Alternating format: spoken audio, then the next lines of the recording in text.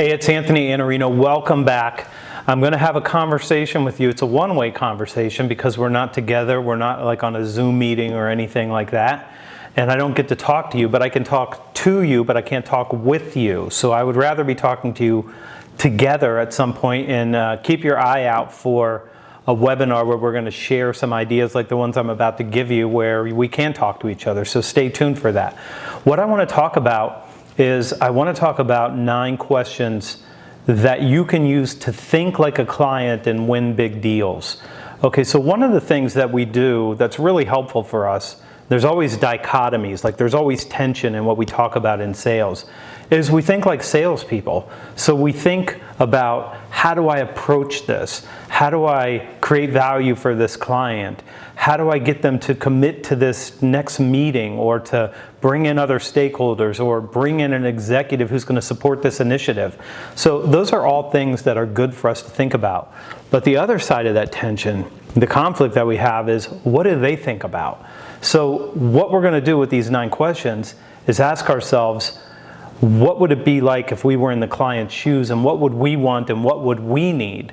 And when you think through that lens, you think through the lens of the client, how are they perceiving this interaction that we have with them that we call the sales conversation? What would that be like? So let's talk about some questions.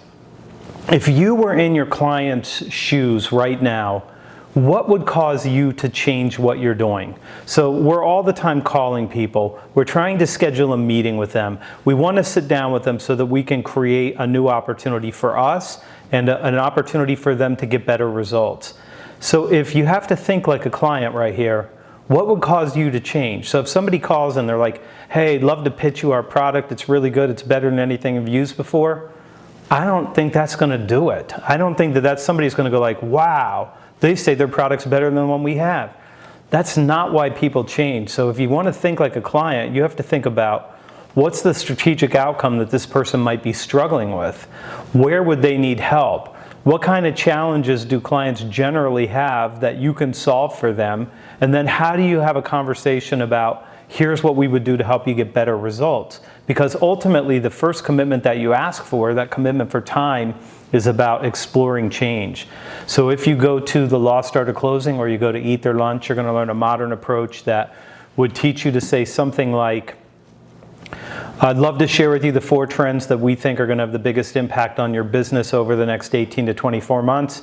And even if there's not a next step for us, at the end of this, I'm going to leave you with a slide deck and some questions that you can sit down with your management team and talk through. At some point, you're going to start making some adjustments, and we'll give you our best advice about that, and you'll know how we think about this. And if you ever need anything in the future, we hope that you'll talk to us. What do you look like Thursday for a 20-minute executive briefing? Okay, that's different. I'm thinking like the client. What would I want to know that might cause me to change?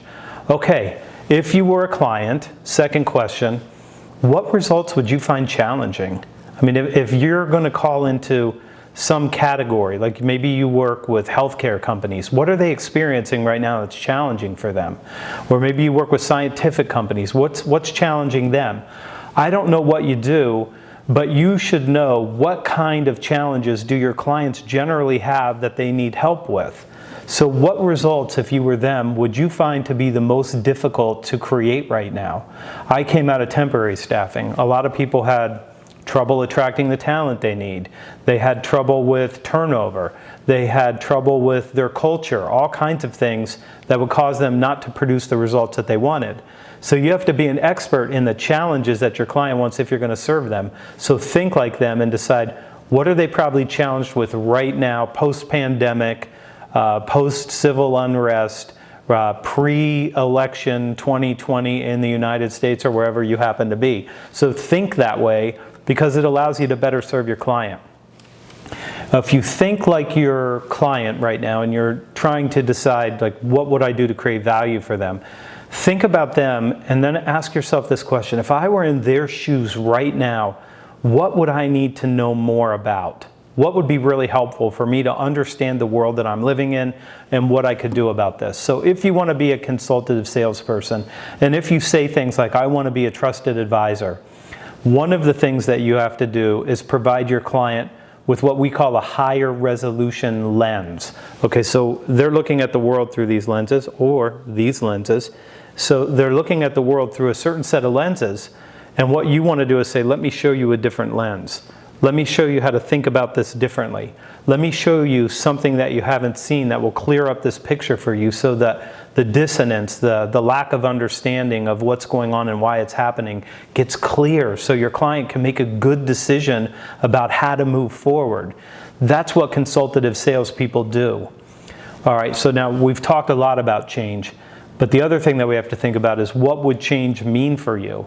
And sometimes we underestimate this. So if you're calling on what I would call dream clients, big target accounts, spend millions of dollars in your category, you might have to think like, I would have to displace my current partner that I've had for 6 years.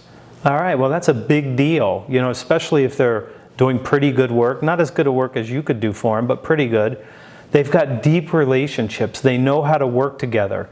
You're disrupting their business by coming in and having them start over. So if that's a meaningful change, then you have to give them something that's big enough or valuable enough that they could say, it's worth making this change to do this. So you've got to think about managing this conversation. And one of the ways that you need to do it is to think about, what would this change mean for them? And then how do I ratchet up the compelling nature of the change so that they can say, this change would mean our strategic outcomes were so much better, we'd have to change partners, or we'd have to change the solution, or we'd have to do something different on our side. So you're looking for the implications of those changes so that you can justify that and help manage the conversation that will help your client make those changes. Okay, who would you need on your team? All right, so I know for a very long time it was, find the authority, the decision maker. Start with them, let them push you down. No one can tell you now who the decision maker is, because we live in a world where consensus is the name of the game. And so there's going to be a lot of people involved in a conversation. Some of them you're going to get to meet. Some of them are going to be sitting on the outside still influencing things. So you have to think, if this person says something like, I'll be the one that makes the decision, you have to know that that's not true. You have to decide not to accept that, because it will mean that you don't win a deal, and it will mean that you hear something later on that sounds like, we decided to go a different way. And you're going to go like, well, you were the decider. Who's this we? And how did you decide to go another way? It means that you didn't build consensus. So one of the ways to think like a client is, who would you need on your team? And so you might know that before your client knows that, but that's the nature of being a consultative salesperson. I know that you're going to need someone from IT. I know you're going to need an executive leader. I know you're going to need somebody from your operations team, maybe more than one. So I know these things so that I can help you decide who to bring in and in what order. That's critically important. What order do you bring them in? Okay, I'm thinking like the client. And I might think, as the client, what might work for them? So you want to be collaborative. You want to make sure that people get what they need. And that means inviting them into a conversation about the solution. The sales process now is completely nonlinear. So this can happen early in the conversation. It can happen later in the conversation. I don't know when it's going to happen in your world, but it does. And so you want to engage in an iterative process, but you want to start with what might work for them. So I'm going to show up and say, I've got a couple ideas. Let me share these ideas. Let me have you give me feedback on this so that I can make sure that we tailor it and it works for you, and that it's going to work for your entire team, and we're going to be able to get the support of everyone to do something like what we're talking about right now. So you have to think like this and say, what might work for them, and what's my main theory that I'm going to walk in with? Okay, just a couple more here. If you ask people to spend more money than they're spending, then you have to justify the expense. So if you're thinking like the client, that client's going, wait a second, Anthony's 11 pennies more than the competitor. Somebody's going to come and ask me, what are we getting for that 11 cents? So you're going to have to answer that question for your client by saying, here's the difference that we're going to have, and here's what you get for your 11 pennies. We do this different, this result's going to be different for you, it's going to be faster, it's going to be removing some of the cost of your business right now. You better be able to justify the expense for your client. So to think like the client, you've got to prepare them for that conversation. Clients always have concerns. So if you were the client, what concerns would you have? You'd be concerned about, is this the right partner? Is this the right solution? Is my team really going to be able to execute? Is it really going to get us those better results? Are we spending too much money? If it doesn't work, is it going to embarrass me? Am I going to lose status inside my own company? You can forestall these objections by dealing with those concerns as you go through the process. But ultimately, before you get to the end, you've got to have a conversation to make sure you've completely resolved those concerns so your client can move forward with you. Okay, and question number 9, the last question. What's it going to take for your client to execute? And I'm going to give you my best advice about being consultative right here. I used to believe that consultative was solving the problem for the client and giving them a new solution. But that's not what consultative means. Consultative means you help them make the changes on their side in addition to the changes that you bring with a new solution and a new partner. That's what consultative means. It means you don't just replace what was already there. Instead, you help the client make the changes that they need to make on their side. Maybe they need to spend more money. Maybe they need to change a process. Maybe they need to have a couple conversations with people to get additional resources. I don't know what they are, but if you're going to think like a client, you've got to help them see through this lens that says this is what it will take for you to execute, and here's what we're going to do to help you. Okay, those are 9 questions. Answer all the questions. I'll put a link to the original post where I wrote this so you can go back and share it with your team. Answer these questions. Think like a client.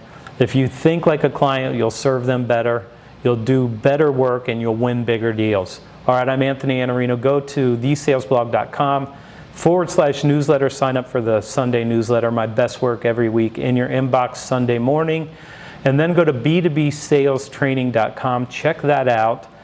You'll find my best resource for adopting a modern sales approach in the easiest possible way for you and your team. I'll see you next time. Until then, do good work.